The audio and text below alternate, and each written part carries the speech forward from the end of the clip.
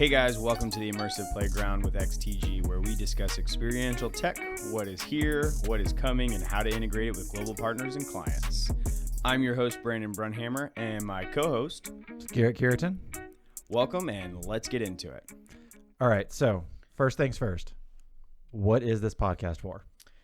So yeah, the idea behind the podcast with XTG and AVI SPL is to be able just to, one, educate individuals on new things coming, new technologies, new products, not necessarily a sales pitch, but just kind of new trends, what we're seeing from an experiential perspective and customization and super high level technology applications.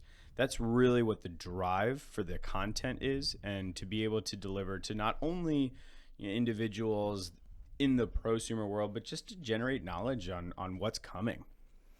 Yeah, and to have a good lighthearted conversation about it. I mean, we all like talking about tech here. That said, Brandon, tell the people a little bit about your background so that they kind of know where you're coming from, what you've done, and where you're going. Yeah, so as I said, I'm Brandon Brunhammer. I am the Business Development Director for Research and Learning at XTG here at AVI SPL. And, I get to deal with all the fun projects when it comes to simulation, when it comes to immersive technology, when it comes to esports, Hall of Fames, those kinds of different collaborative applications. And we utilize a lot of partners to be able to deliver a full turnkey solution and deliver a product that everybody's going to be pleased with. So Garrett, go ahead and tell us about yourself. Well, it's, pardon me. Similar vein. I'm a project engineer by title and by most of my operating day-to-day stuff, but I'm also with the XTG group, and I get to as well work with a lot of the cutting-edge technology. I get to get my hands on some of the new tech coming out, a lot of the immersive and augmented reality technology and gear that's coming out. I get to get my hands on it, and I get to learn about that stuff, first in our group and try to bring that more into our wheelhouse so that we can better integrate it for our clients and with our partners. Yeah, and just so you guys know, Garrett and I have been working on and off for the last decade, so there's going to be a pretty good banter back and forth at some points, whatever. You're welcome. Well, All right, so moving on to the next thing, we talked about that we're this immersive playground with XTG. Now we both work for AVI SPL. So who is AVI SPL as a whole, and what is XTG under that? Yeah, so obviously, AVI SPL in a integration perspective is a pretty wide known name. They're the largest provider for professional AV in the world. They are a global entity, but within that, there is a group called XTG, and we are the Experiential Technology Group. And we have a group of individuals that are subject matter experts that specialize in certain applications in technology. We are able to deliver and perform high, complex technology applications, whether it be executive business centers of telling companies stories through technology and new ways, all the way through, like I said earlier, Hall of Fames, the real experiential applications. We do that in conjunction with the local offices and being able to just have a huge reservoir of individuals to be able to deliver projects. But we are very focused on utilizing our partners to be able to deliver full turnkey solutions, whether it's fabrication, content creation, on top of the audio and visual integration application as well, which is obviously what we specialize in. Mm-hmm. But more specifically, definitely key targets towards those experiential applications, things that you can get immersed in and get involved in. So on that note, how about give us some examples or explain further how immersive tech helps to create those immersive experiences, but the connected experiences. We often are trying to help our clients tell their story, or trying to help them or just reach whatever solution it is, be it market research, trying to get their analytics more down so they can see what to do with it. But how does immersive tech actually create these connected experiences more specifically? Yeah, so the connected experiences comes from, a drive from the technology. So what I like to say a lot of times is that we've become numb to the idea of new technology, and not necessarily the idea, but we've become numb to the excitement of new technology. We have smartphones. We have so many different things that take technology to a whole new level. Consumer grade VR, all of these things, to where we have to dynamically think of something new to be able to drive that excitement, that experience. What's going to emotionally change the end user, the patrons, the clients, to be able to, one, want to use that technology, but two, feel the experience, be able to be immersed in it.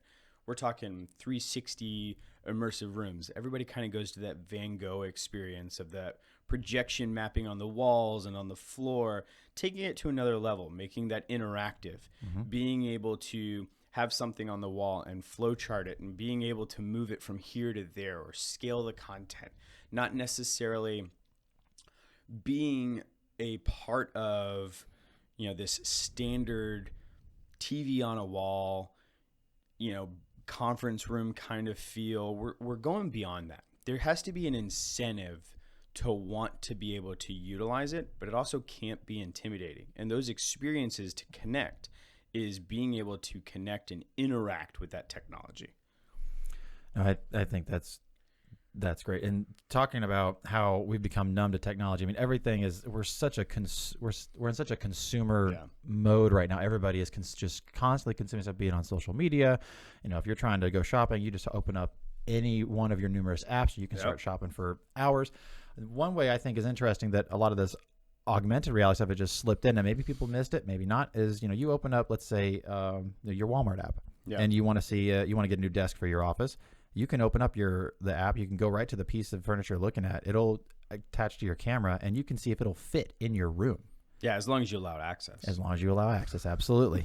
Watch out for that, all that information sharing. So, I mean, that's an example of how some of this stuff has already slipped into our daily lives, and how you noted we've kind of become numb to it. I think you also touched on a point that noted that, from about 5 or 6 years ago, the augmented reality VR type stuff was really predicted to be like a home entertainment item, not so much a prosumer sector like request or want, but it certainly is leaning that way now. I think there's an interesting divide though between, certain immersed experiences and VR experiences though. Could you talk a little bit more about that? Yeah. So I think that one of the big drives, everybody is intrigued with the idea of VR and what that looks like. VR is still a pretty big spot in gaming and still a huge field in the consumer grade market. But when we look at from a prosumer application, it's not a huge driving force. Yeah, you've got HoloLens. Yeah, you've got a couple of other entities. You've got Viharo in there. You've got a couple of really high dollar applications that are able to be utilized in a lot of the corporate settings. They're designed for that. Most of those are going to be an augmented reality or a hybrid mixed reality solution. From a VR perspective, nobody's really driving to utilize simulation, yes, but nobody's really driving to use a full VR solution in the corporate world. One, as ridiculous as it sounds, is because they've gotten ready all morning to go to a meeting. They don't want to put on a headset in a corporate entity and then pull it off and be a it really frustrates me a lot when I spend so much time on my updo and my hairdo, and then I have to come in and I got to put on this headset. I'm sure I can sympathize. I'm sure it messes with your beard a little bit. Yeah. So, but the reality of it is that you've got this device that what we're starting to see is a transition to want something like that.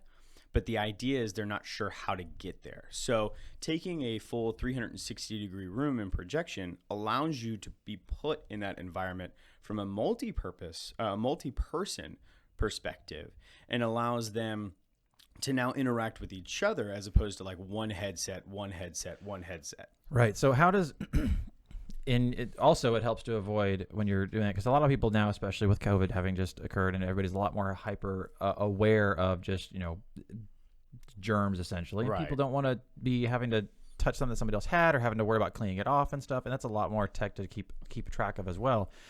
How does having a 360 room that everybody can interact with help people to visualize data like across disciplines and fields. Like for example, we work with multiple companies from apparel to shipping. I mean, like an apparel company and a shipping company is going to look at data very differently. Right. Some apparel companies have built compounds just to lay out a mock show floor, a mock store floor, to see where things look and how apparel can look on the shelves and such like that. So how does having a 360 room or an immersive room help them in those endeavors? Yeah, so I think that there's a multi-tier answer here. Mm-hmm. So, when you're looking at retail and apparel specifically, now you're talking about product placement, what it looks like in a storefront, how to be able to utilize those 360 environments to capitalize on your space and real estate without having to build multiple entities and multiple solutions. Instead, you're taking the money and you're putting it into content and being able to take a blank canvas and change it almost instantaneously. If you have a ketchup bottle or condiments and you have it on a certain level on a shelf, and you're going to put it on the bottom shelf and put one on the middle shelf and put one on the highest shelf, which one do you immediately direct your attention to? And you're evaluating from that point who's going to be your prime market, who are you going to put as a supermarket, who are you going to put in the middle, because intentionally your direction of vision is going to go right there first time. And you've got those individuals that'll start looking at price and they'll start looking up and down, but 9 times out of 10, someone's just going to grab it. I need ketchup and go. Same thing with shoes. You've got a new release of shoe. Obviously you want that in the line of sight. And if you've got an older model, you're going to put it at the bottom or you're going to put it on the far side. So being able to lay out those displays definitely helps, but being able to take those displays and replicate them over and over and over and over again digitally, but still have that realistic application, I feel like that's a huge transition from where we have been of, sitting back, moving actual tangible items, resetting, spending time doing that, where you could annotate on screens. You can say, I want this here, move this here, do this, move these. I think that that's a huge direction of where they're wanting to go. Second tier would be from a construction perspective. Yeah. So we're seeing a huge drive in real estate, especially as people start to evaluate, if they're going to keep buildings, if they're going to move into a smaller space, if they're going to work from home in a hybrid. They're going to renovate an existing building. Right, and make a more hybrid suitable situation. A lot of real estate companies, we've got a lot of clients that have come to us and said, hey, we're getting ready to do a new build. And in the bottom of the build, we want to be able to show in 360 4 studio apartments. So they create the content, they put it in this 360 room, and they move from studio to studio without actually having to ever leave the room. So now you've got a sanitation conscious environment to where you can have one group in at a time, have them come out, sanitize it, instead of having to go from room to room to room to room, sanitize. So that's one application. 2, you're not having to foot the bill for all the furniture, for all the build outs. And if you want for the physical installation of all of it too. And if you want a good, tangible one studio that you want to show, that's your premiere, great. Build that, then the rest of them do it digitally. So we're seeing a huge trend there from a construction perspective, page turns, being able to, from an interior design perspective, being able to move things, change colors on floors. There's just so many different applications that we're starting to see in these hybrid solutions and these hybrid applications. From the workplace, being able to, have someone in on a screen who may not be able to attend the meeting, being able to record the entire screen and then turn around and deliver a movie file, a video file back to them and saying, hey, this is what we discussed. Please review and let us know if you missed something or want to talk about anything else. So I think that that's a huge drive and development within the business world in the current moment. I mean, it just sounds like it's so much information just there, all those different opportunities that, apparel companies, especially the construction companies too. I mean, there's so much they can do with that. Something when you talk about the apparel company, as they're making notes on their screen, they can also bring up live analytics when they're following like where merchandise has set. You've talked in the past about, again, the ketchup bottle is one thing, but also like if you're selling toys for kids, you put it down lower so they can see it more so. And I think it's just the sheer amount of data that they can show, collect, and then disseminate from using this immersive stuff it's incredible. And I think I know a lot of them are seeing the benefits of it.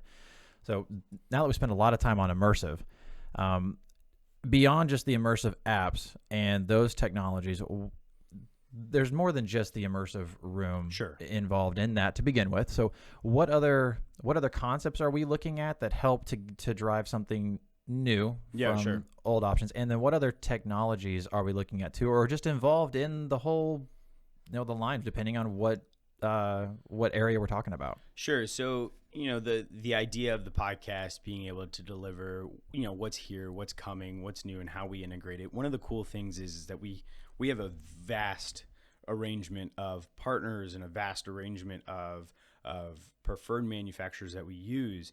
And the idea is to be able to take those subject matter experts and see what's trending. So technologies, prime example, esports, how it starts to grow and develop and become bigger in the community. AVI SPL, as a part of the Esports Trade Association, have the opportunity to be involved in esports. And, we're starting to see a big trend in schools and universities starting to develop their own actual solidified programs. How far we've come from our childhood. Right. Well, I would have only dreamed of that. I can go to college and I can play games on a scholarship? Right, yeah. I mean, sign me up. No question there. But we're seeing a lot of drive where the intent to spend money on technology that is going to be dynamically changing the game is where it's starting. Understanding like video transport, refresh rates, and direct view LED. And once you get into some of the bigger universities, spending money on fiber line backbones, getting the quality gear is not such a foreign topic to people involved anymore. It used to be just like just getting somebody to go from the square image, the old 4:3 aspect ratio, to 16:9 was, almost like pulling teeth back in, especially in like live the corporate events and such. But now it's like you talk about stuff like this, I get a fiber backbone, and they go, yeah, we need that. Yeah, 10G, not a problem. We need a 10 gig line. I want it all over. I want it everywhere. I want a fiber backbone. I want to be able to transport true video with low compression rates. I mean, we're actually starting to have these conversations, and it's starting to really drive a lot of the design focuses and what the requirements are going to be. It's no longer this basic esports lab with a bunch of Mac Daddy PCs, and that's all it is. The viewership is becoming a real driving force. Everybody remembers sitting in the living room with their parents, or in their parents' living room, watching their other friends play games because they only had 2 controllers, or they had 4 controllers, but you had 8 friends. That was still an enjoyable time. I mean, being able to watch your friends play games and smack down on someone else, that is having a blast. And it's interesting to see where it's starting to focus. Midwest is really huge in esports because it's too freaking cold to be able to do anything during the wintertime besides sit inside and play games. Where, in Florida and Arizona and, even Southern California, somewhat, it's still too warm to drive in the wintertime to be able to be inside all the time to justify that. We got kids that are still playing outside, but during the summer, it's way too freaking hot to be outside. So, there is that transition, and it's just a matter of it's still starting to develop, from an industry perspective. You've got a lot of esports teams that are starting to go public. Look at the announcement with FaZe Clan, and then the Action Vision Blizzard acquisition with Microsoft was huge. Massive. So we've got all of these things that are starting to push forward and starting to become a real talking point. And I think that tech is definitely driving conversations of what the next expectation and the next iteration of requirements are going to be from a technology application.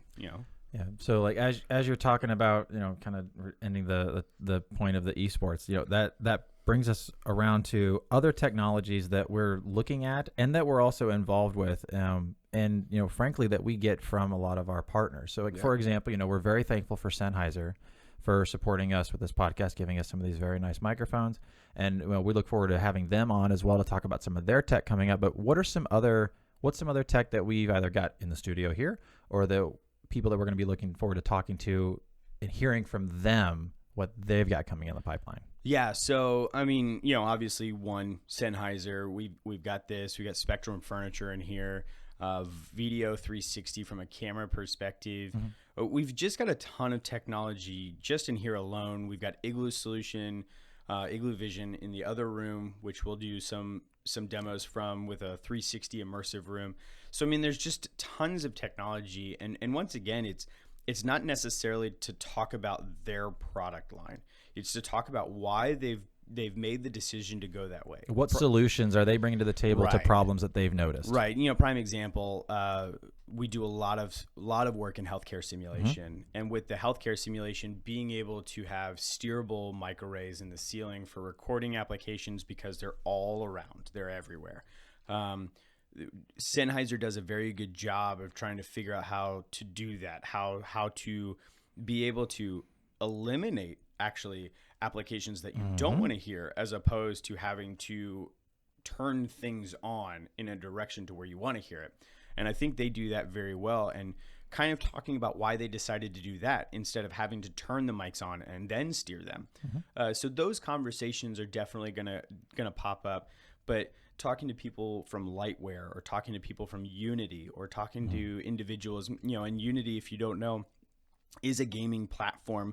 Not really a gaming platform anymore. It's more of just a VR platform at this point, because there's so many more applications than just gaming that we're using it for. I mean, I believe their platform is used to create around 50% of like the app, any game on the App Store, right? Especially the Apple App Store for sure. So they've partnered with Weta, who's a huge. If you don't know about them, think. Lord of the Rings. They're a big digital studio. They've done a ton of work. They're incredible. So I'm super excited to hear from them.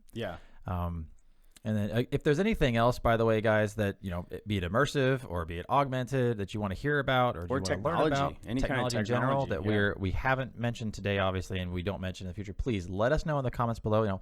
Immerse yourselves down there in the playground of the comment section. I like what you did there. That was good. Talk to us. Let us know. We get a lot of our information from a lot of our partners, but we love getting feedback, and we want to know what you want to hear about and who you'd like to maybe see on here. Because again, we can really leverage a lot of our partners and our contacts, and we can get a lot of really cool individuals from a lot of really cool disciplines on the podcast to talk about stuff they've got. Yeah, and go ahead and like and subscribe and make sure that you do all that hot jazz. And appreciate you guys for listening in and sticking with us. So see you guys next time. Thanks. Bye.